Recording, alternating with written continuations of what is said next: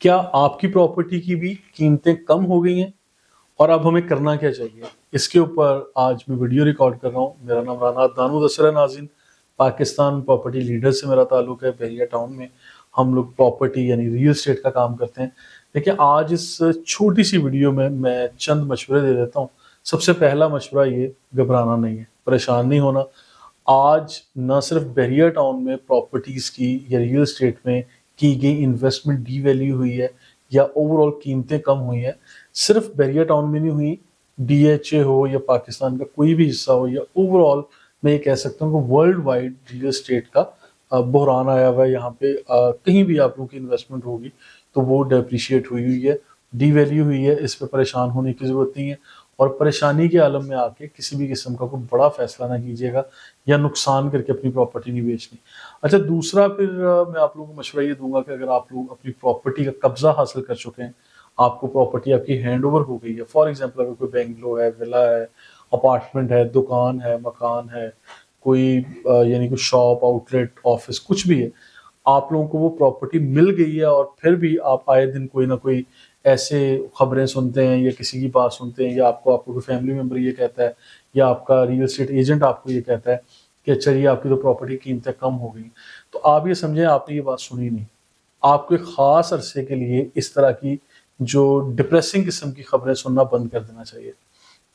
اس کی ریزن یہ ہے کہ اگر آپ اپنی پراپرٹی کا پوزیشن حاصل کر چکے ہیں اور آپ کی پراپرٹی 100% سیکیور زون میں ہے، 100% آپ کے قبضے میں ہے، وہ کسی بھی سوسائٹی میں یا پاکستان کے کسی بھی کارنر میں ہے، تو آپ لوگوں کی پراپرٹی کو کچھ نہیں ہونے والا. انشاءاللہ ساری کی ساری چیزیں بہتر ہوں گی اور ریٹس بھی ریوائز ہوں گے. پولیٹیکل سچویشن، گورنمنٹ، یہ ڈالر ریٹ کرائسس، جو ورلڈ وائڈ ایشوز چل رہے ہیں، ساری کی ساری چیزیں ایک ٹائم پہ بہتر ہو جائیں گی. اب اسپیسیفک ٹائم 2 ہفتے بعد کا ہے، 2 ماہ بعد کا یا 2 سال بعد کا، اس کو میں ڈیفائن نہیں کر سکتا، لیکن مشورہ دے سکتا ہوں کہ اس پہ آپ لوگ صبر سے کام لیجئے.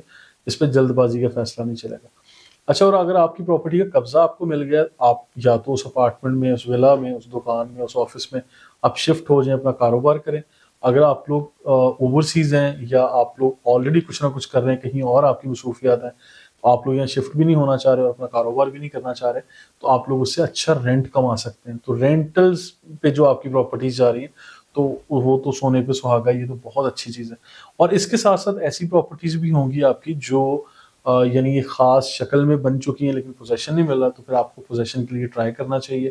اپنے بلڈر کے ساتھ کنیکشن میں رہنا چاہیے، ڈیولپر کے ساتھ کنیکشن میں رہنا چاہیے، اور پھر اس پراپرٹی کو ایک خاص حد تک آپ لوگوں نے انویسٹ کیا ہوا ہے، انویسٹ کر کے میں سمجھتا ہوں آپ کو ایک خاص عرصے کے لیے اس انویسٹمنٹ کو بھول جانا چاہیے. قیمتوں کا گراف اگر روز دیکھیں گے، آپ بلڈ پریشر کے، شوگر کے پیشنٹ بن جائیں گے. آپ لوگوں کو صرف پریشانی ہوگی اور آپ صبح و شام سمجھتے ہیں ان چیزوں کی نیگیٹو نیوز سن سن کے آپ لوگوں کا دماغ پک جائے گا. تو اس طرح کی چیزوں سے آپ لوگ ذرا تھوڑا دور رہیے.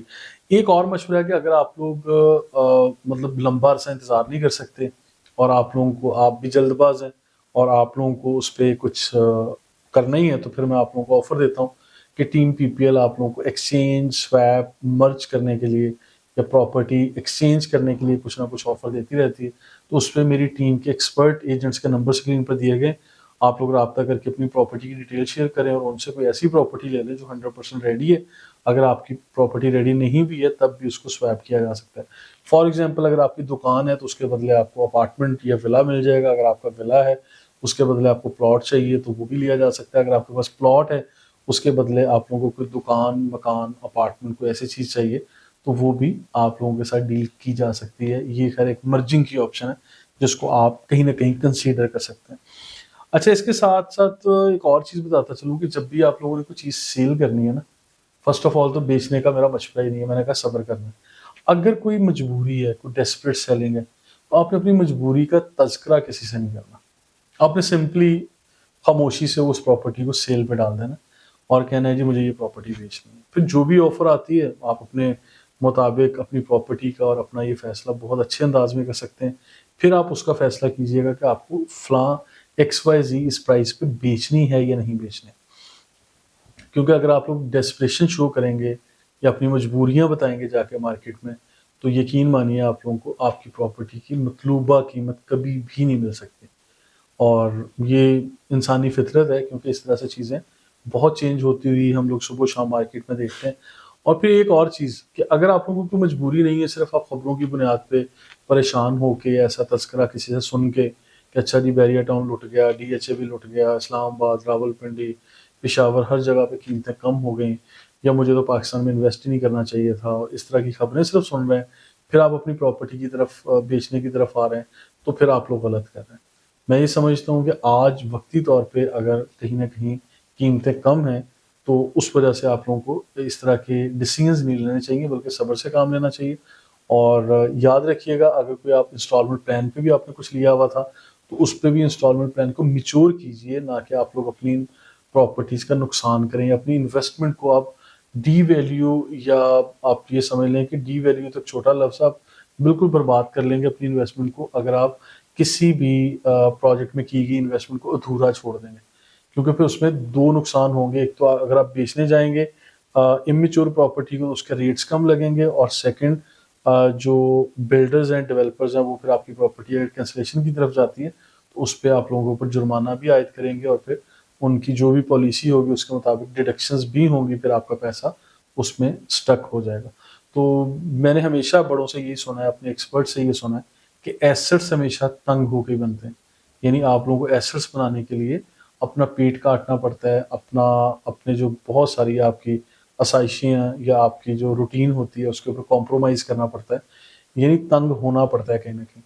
تو میرا مشورہ یہ ہے کہ اگر تنگ ہو کے بھی آپ کو اپنے ایسٹس بچانے پڑتے ہیں تو اپنے ایسٹس کو لازمی بچائیے. اور یہ تھے میرے مشورے. مزید اگر آپ کی رائے میری اس رائے سے مختلف ہو ضرور لکھیے گا, ہو سکتا ہے میری بھی اصلاح ہو جائے. مزید انفارمیشن کے لیے آپ ہمیں کال کر سکتے ہیں. Thank you so much.